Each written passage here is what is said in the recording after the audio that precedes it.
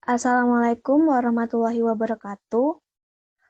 Sebelumnya perkenalkan, nama saya Rina Agustin dengan NIM 202410101015 dari kelas Data Mining A.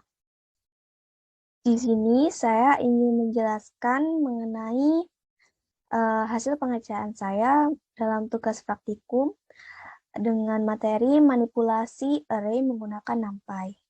Nah, sebelum masuk dalam pengerjaan soal, saya ingin menjelaskan sedikit mengenai apa itu NumPy. Nah, NumPy ini merupakan sebuah library yang berfungsi untuk melakukan operasi uh, matematika seperti operasi vektor dan matrik dengan mengolah array atau array multidimensi. Dan biasanya NumPy ini digunakan untuk kebutuhan menganalisis data.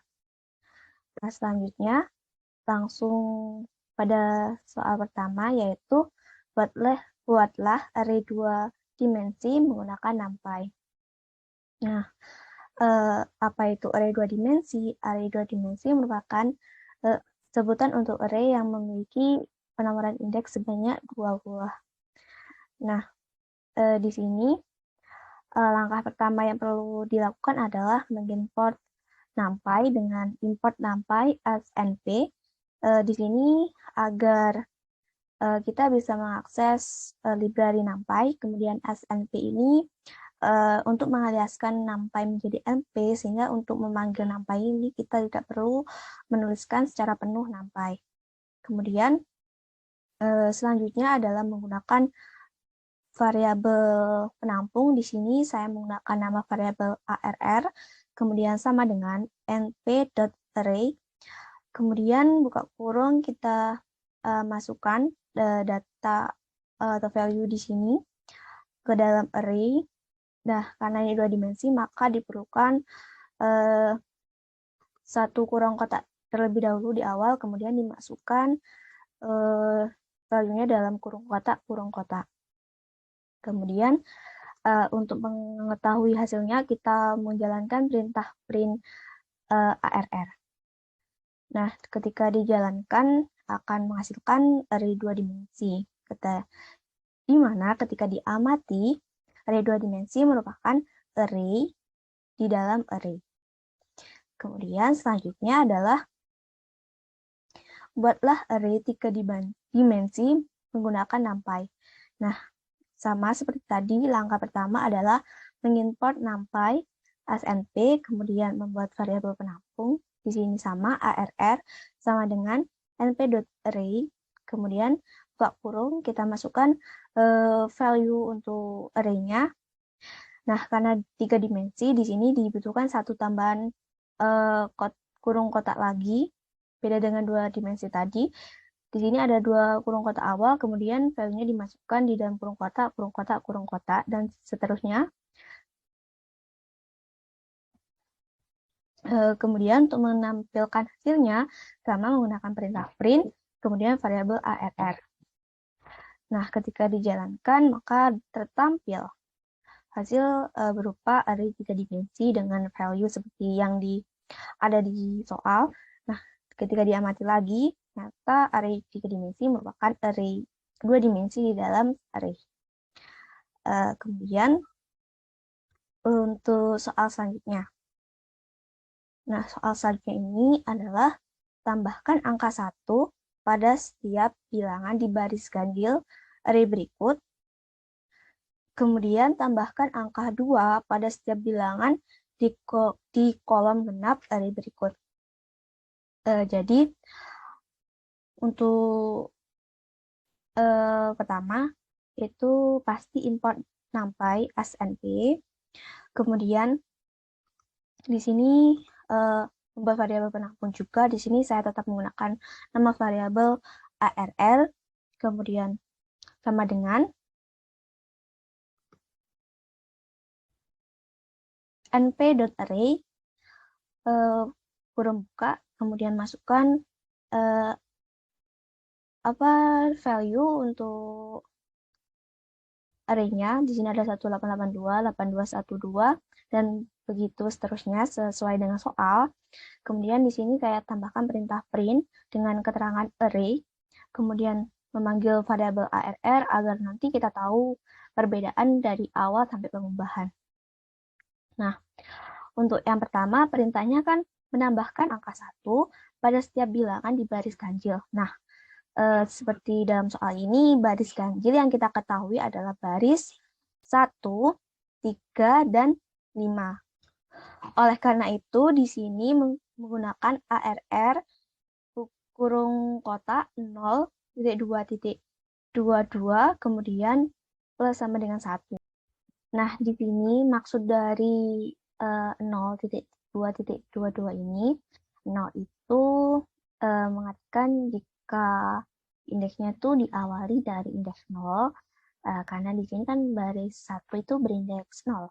Kemudian T2, di sini kan kosong, itu mengartikan jika terus ke selanjutnya sampai habis, kemudian di sini ada 2 yang merupakan step atau bisa disebut dengan loncatan. Jadi dimulai dari 0, indeks 0, kemudian loncat 2 ke indeks 3, kemudian, maksud saya 0 dimulai dari 0, kemudian loncat 2 menjadi dari 0 ke 2, kemudian loncat 2 lagi ke 4. Nah, di sini kan baris pertama itu indeks 0, kemudian baris ketiga itu indeks 2, kemudian baris kelima itu indeks 4.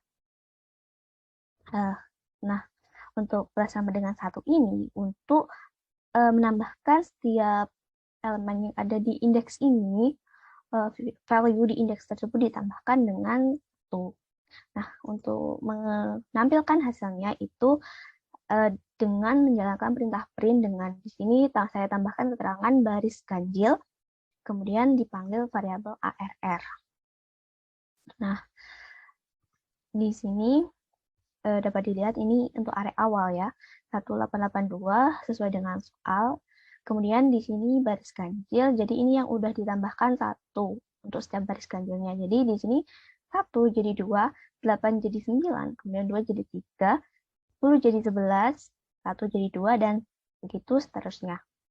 Nah, selanjutnya, karena sudah menambahkan angka 1 di baris ganjil, maka selanjutnya kita perlu untuk menambahkan angka 2 pada setiap bilangan di kolom genap. Nah, kolom genap itu, ini untuk gambaran untuk tabel yang sudah berubah dari yang awal. Di sini kolom genap berarti kan kolom kedua dan kolom keempat. Sehingga di sini menggunakan ARR kurung kotak titik 2,1.20.22, kemudian plus sama dengan 2. Nah, di sini kenapa pakai indeks ini? Itu dimana yang pertama titik 2 ini mengartikan jika untuk barisnya itu semuanya yang dipakai, kemudian tapi untuk kolomnya itu dimulai dari kolom indeks 1 terusnya hingga habis, kemudian untuk stepnya 2 itu loncatannya. Jadi dari ini kan kolom 2 nya itu indeks 1, kemudian loncat 2 ke indeks 3. Nah, setelah sama dengan 2 ini untuk menambahkan setiap value yang ada di indeks tersebut ditambah 2. Nah, kemudian untuk menampilkannya sama dengan melakukan perintah print, kemudian di sini saya kasih keterangan kolom genap, dan kemudian dipanggil variabel ARR. Nah, ketika di print, di sini kolom genap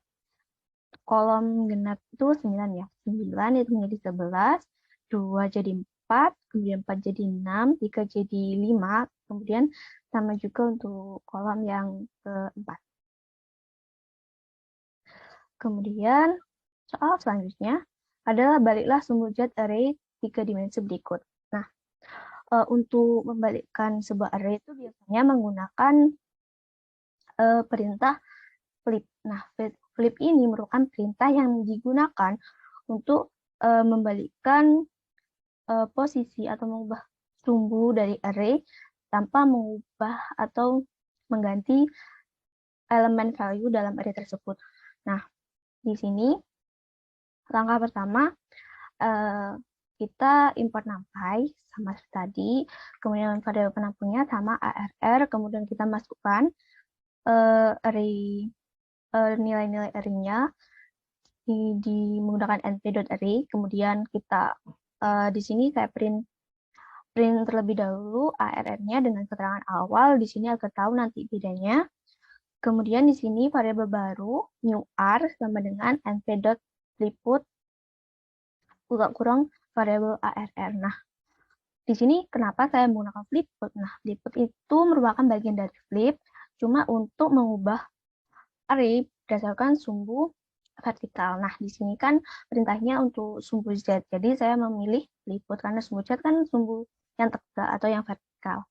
Nah, untuk menampilkan hasilnya, di sini menggunakan perintah print dengan keterangan hasil, kemudian dipanggil variabel new ARR, lalu ketika dijalankan, nah, untuk yang awal, dari soal itu dimulai dari matriks, maksud saya array, dengan nilai 785477, kemudian yang akhir itu array dengan nilai 293248.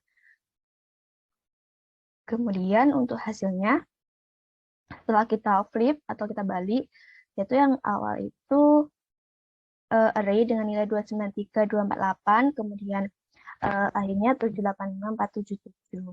Jadi terbalik kan.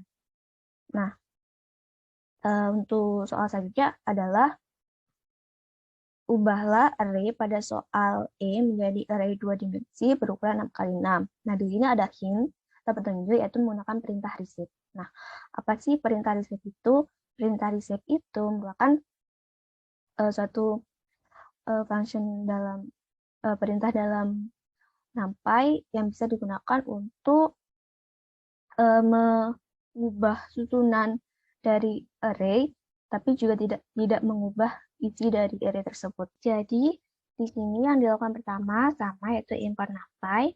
Kemudian di sini variabel penampungnya ARR. Nah, untuk array-nya ini, karena di sini kan disuruh pakai soal yang E. Nah, di sini saya mengikuti array yang sesuai soal ini, bukan yang telah diubah, yaitu dibalikkan sumbu Z-nya. Jadi saya memakai yang 785, 477, 319 itu di awal. Nah, kemudian dibutuhkan variabel penampung baru di sini new ARR, kemudian sama dengan ARR.reshape, yaitu perintah reshape, kemudian buka kurung 6 kali 6,6 yang mengartikan 6 baris 6 kolom. Nah, kemudian untuk menampilkan hasilnya itu tinggal menjalankan perintah print.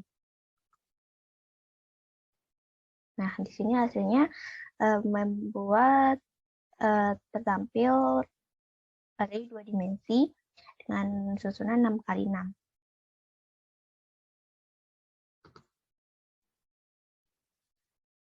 Nah, kemudian tuh soal yang terakhir yaitu ubahlah matriks kiri menjadi matriks sebelah kanan. Nah, yang dimaksud diubah di sini merupakan mengubah nilai-nilai dari matriks kiri yaitu 5, 10, 10, 7 itu menjadi nilai matriks sebelah kanan yaitu 93, 18.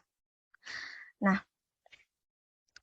langkah pertama selalu import NumPy, kemudian variabel penampungnya ARR, kemudian membuat array yaitu np.array, masukkan nilai-nilai untuk matriks sebelah kiri, kemudian perintah print dengan keterangan matriks awal untuk menampilkan array awalnya. Nanti agar kita tahu perbedaannya. Nah, dalam mengerjakan soal ini, sebenarnya jika diamati, kalau matriks sebelah kiri ini memiliki nilai, maksudnya nilai value-nya itu sama dengan matriks sebelah kanan, cuma hanya berbeda dalam peletakannya, seperti 5, 10, 7, 8, 9, 10 itu sama dengan pojok kiri, maksud saya pojok kanan sebelah bawah, yaitu di sini ada 5, 10, 7, 8, 9, 10. Terus ini ada 10, 7, 4, 10, 25, di sini juga ada 10, 7, 4, 10, 25. Jadi sama, hanya saja beda dalam peletakannya.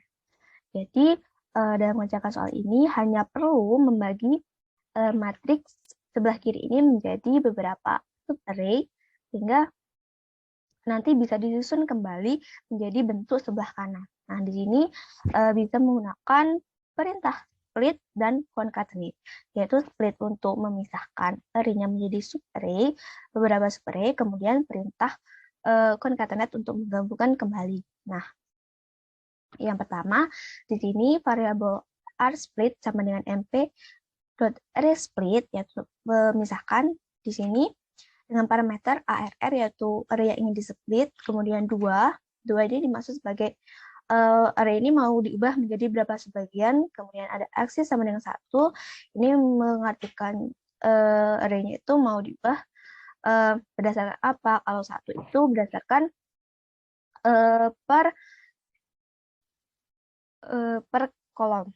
Nah, jadi untuk yang awal ini, maka matriks sebelah kiri ini akan terbagi menjadi 2. Nah, di sini. Jadi array sebelah kiri dan sebelah kanan. Nah, untuk yang pertama, kita akan mengolah yang sebelah kanan dulu ini, 10, 7, 4, 10. Dan di bawah, di sini variabel penampilnya split sama dengan rsplit. Itu indeks 1, yaitu yang sebelah kanan ini kan indeks 1. Kemudian variabel split 2 sama dengan np.arraySplit, yaitu memisahkan lagi, memisahkan split, yaitu array sebelah kanan ini, menjadi 2 bagian, x sama dengan 0, berarti berdasarkan barisnya. Nah, sehingga matriks sebelah, array sebelah kanan ini terbagi jadi 2. Nah, atas sama bawah. Nah, nantinya setiap bagian array yang atas sama bawah ini akan dimasukkan ke variabel. Di sini saya variabel A dan B, yaitu yang atas itu variabel A, lalu yang bawah, yaitu yang indeks 1, ini itu dimasukkan ke variabel B. Jadi yang atas sama bawah sudah kepisah. Nah, untuk yang kedua, yaitu yang matriks sebelah kiri, itu sama, yaitu yang pertama, dimasukkan dalam variabel split x, yaitu rsplit index 0, itu yang kiri. Kemudian variabel baru split y sama dengan np.arraySplit untuk memisahkan matriks sebelah kiri menjadi 2, kemudian x sama dengan 0, berarti sama berdasarkan barisnya. Jadi, nah, matriks, array sebelah kiri diubah menjadi 2 bagian subarray, yaitu yang atas dan bawah. Nah, yang atas ini indeks 0, terus split indeks 0 itu saya masukkan ke variabel x, kemudian yang split indeks 1, yaitu yang bawah, itu dimasukkan dalam indeks y. Nah, sampai ke tahap ini, maka array dalam matriks kiri ini itu udah terbagi menjadi 4, yaitu ada A, ada B, ada X, ada Y. Nah, langkah selanjutnya adalah menggabungkan subarray ini menjadi satu array utuh. Nah, di sini pertama menggunakan variabel new r1 sama dengan np.concatenate, yaitu untuk menggabungkan. Kemudian yang akan digabungkan itu array b, y. Itu b itu yang 935294, kemudian yang Y itu 1861046. Kemudian X sama dengan 1. Nah, itu bermaksud kalau digabungannya itu menjadi sebaris, jadi suatu baris yang sama. Nah, kemudian yang kedua, new R2 itu sama NP concatenate untuk menggabungkan array A. Array A itu yang 10, 7, 4, 10, 25, kemudian array X yaitu 5, 10, 7, 8, 9, 10. Kemudian X-nya sama dengan 1, sama jadi satu baris. Kemudian yang terakhir new R, variabel new R sama dengan np concatenate untuk menggabungkan new R1 dan new R2. Kemudian X-nya 0, yang artinya itu digabungkan menjadi satu kolom yang sama. Jadi satu kolom yang sama. Jadi untuk mengetahui hasilnya, kita tinggal menjalankan perintah print. Dengan di sini saya tambahkan keterangan telah dilakukan pengubahan. Nah, lalu dipanggil variabel new. Nah, ketika dijalankan, Nah, di sini ada matriks awal, yaitu yang matriks sebelah kiri. Kemudian setelah dilakukan perubahan itu jadi matriks sebelah kanan. Nah, itu tadi penjelasan dari saya. Untuk kurang lebihnya saya mohon maaf. Wassalamualaikum warahmatullahi wabarakatuh.